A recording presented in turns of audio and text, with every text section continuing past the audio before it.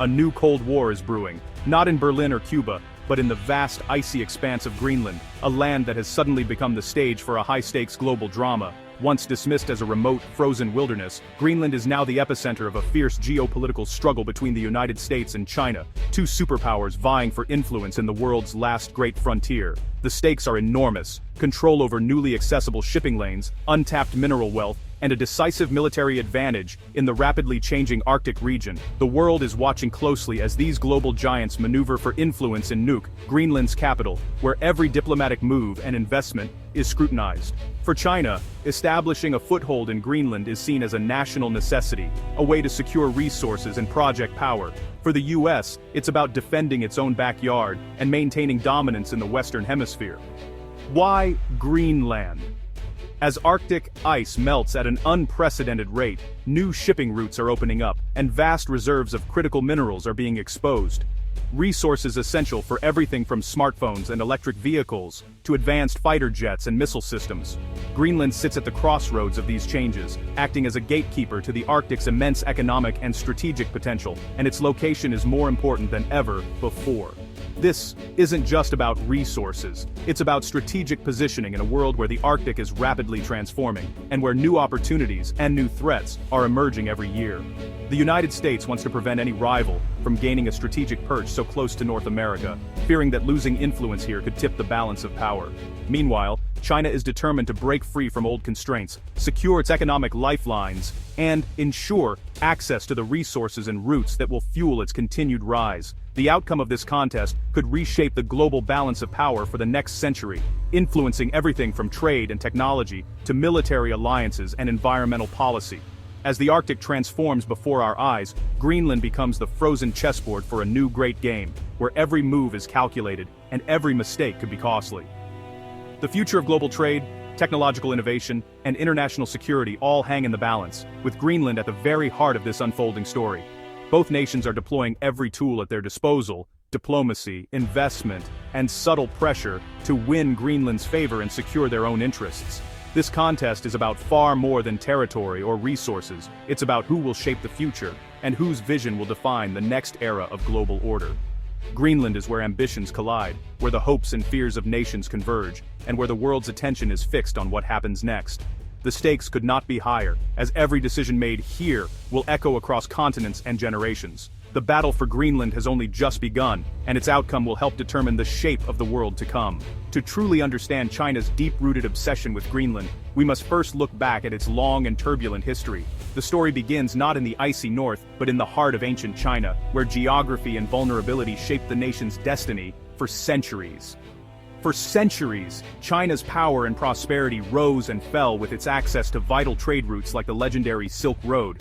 These arteries of commerce connected China to the wider world, bringing wealth, ideas, and influence. When trade flowed freely, Chinese dynasties thrived, cities flourished, and culture blossomed. But when these routes were blocked or disrupted, China suffered isolation, economic decline, and even collapse. Foreign powers quickly learned to exploit this vulnerability. The most painful chapter came during the so-called Century of Humiliation, when Western navies, especially the British, used their control of the seas to dictate China's access to global markets, forcing humiliating concessions and opening the country to exploitation. The lesson was seared into China's collective memory: never again allow outsiders to dictate the nation's economic fate or sovereignty. This historical trauma still drives China's modern strategy. Today, the country is determined to control the pathways of commerce at all costs, building vast port networks and investing in global infrastructure. That's why China has built a powerful, modern navy and poured trillions into the Belt and Road Initiative, weaving a web of influence across continents to secure its economic lifelines. Yet even with these massive efforts, the fear of being cut off from the world, of repeating history's mistakes, still lingers in the minds of Chinese leaders. Now, China's gaze turns northward, to the Arctic.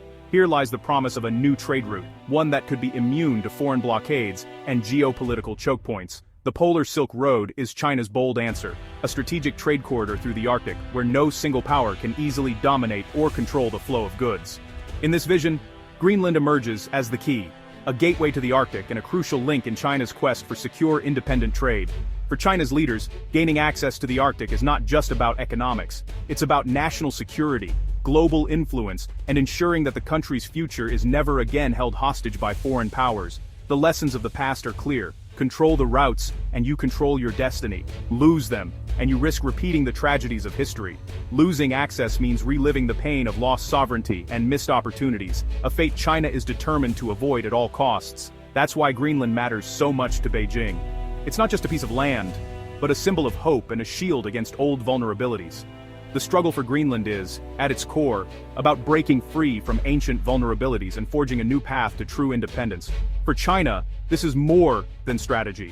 It's a fight for true sovereignty, and for a future where the nation's destiny is firmly in its own hands. China's historical fears are alive today, echoing through the halls of power in Beijing. For centuries, Chinese leaders have worried about foreign powers controlling their access to the outside world, and those anxieties have only grown in the modern era. As the world's factory, China relies on a constant, uninterrupted flow of imports and exports, most of it by sea. Every day, thousands of ships carry goods, energy, and raw materials to and from Chinese ports, fueling the nation's economic engine. But there's a weak link in this global supply chain: the Strait of Malacca. This narrow maritime passage, squeezed between Malaysia and Indonesia, is a critical choke point. Over 80% of China's oil imports, along with countless other vital resources, flow through this vulnerable corridor. In a crisis, the US Navy could blockade this strait, crippling China's economy without firing a single shot. The mere possibility of such a blockade keeps Chinese strategists up at night, knowing that their nation's prosperity could be strangled in an instant. This Malacca dilemma haunts Chinese leaders, shaping their every move on the world stage. It's a vulnerability that cannot be ignored.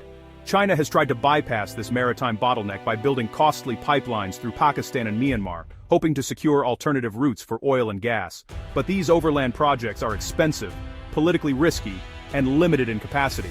Overland routes, no matter how ambitious, simply can't match the sheer scale and efficiency of maritime trade.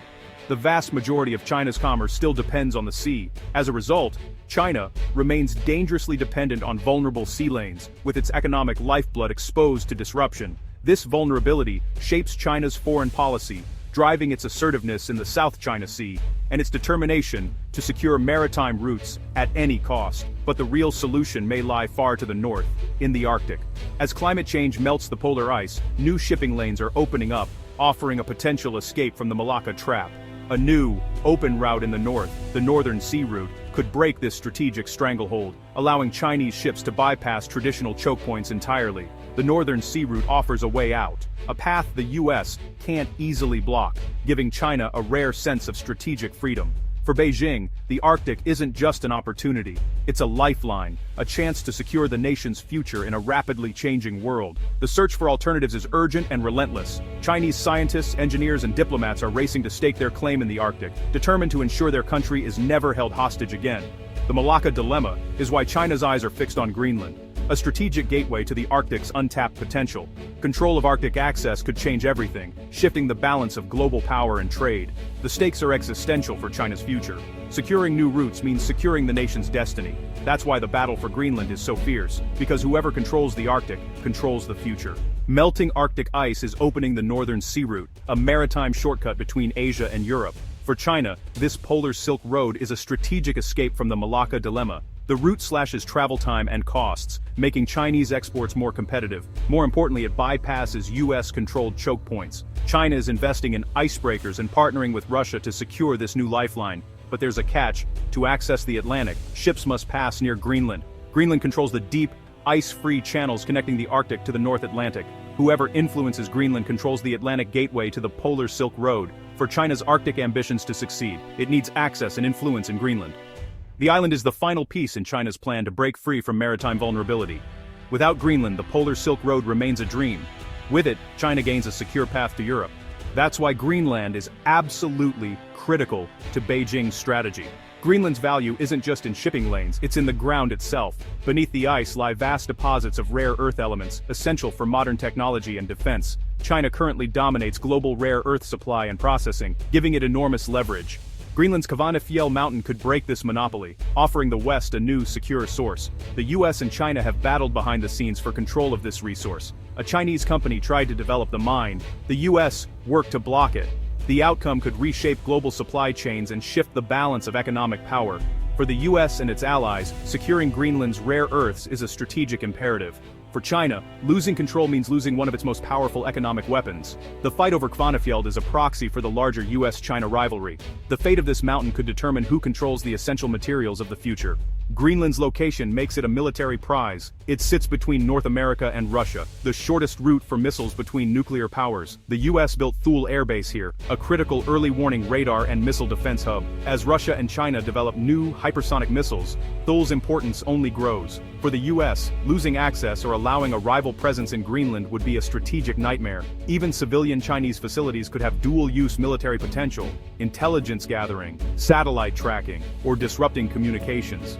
The US has blocked Chinese bids for Greenlandic infrastructure, seeing them as strategic threats. For China, a foothold in Greenland would project power into a region long dominated by the US and NATO. The military contest is as fierce as the economic one. Greenland is a frontline in the new Arctic security race. The US and China are locked in a diplomatic chess match for Greenland's loyalty. The US has reopened its consulate in Nuuk, offered economic aid, and emphasized shared values. China counters with investment, scientific cooperation, and promises of economic independence. Beijing presents itself as a neutral partner, free of colonial baggage, offering Greenland a path to prosperity. Both powers use soft power and economic incentives to win influence. China has declared itself a near-Arctic state, investing in icebreakers and polar research to legitimize its presence. The US leans on historic ties and security guarantees. For Greenland, the offers are tempting, but come with strings attached.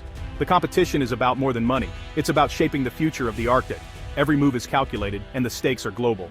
Greenland and Denmark are caught in the crossfire of superpower rivalry. Greenland is autonomous but relies on Danish subsidies. Denmark controls defense and foreign policy. Many in Greenland see Chinese investment as a path to economic independence and possibly full sovereignty. Denmark, a NATO member, faces US pressure to block Chinese involvement in Greenland's critical infrastructure, pushing too hard risks fueling Greenlandic independence and straining alliances. Greenland's leaders must weigh the promise of Chinese wealth against US security concerns. Every decision, from mining licenses to airport contracts, carries immense geopolitical weight. Denmark must balance loyalty to NATO with respect for Greenland's autonomy. The choices made here will echo far beyond the Arctic.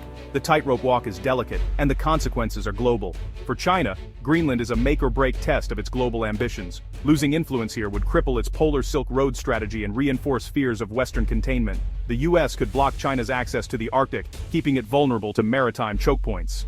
Losing Greenland's rare earths would end China's monopoly and weaken its economic leverage. That's why Beijing is playing the long game, investing, building relationships, and creating dependencies. China hopes patient economic engagement will yield strategic access. A Chinese-backed mine or port would be a symbolic and strategic victory. Greenland is a test case for the new global order. Can economic power outmaneuver military alliances? For China, securing a role in Greenland is vital to becoming a true global superpower. The stakes are absolute, and the world is watching.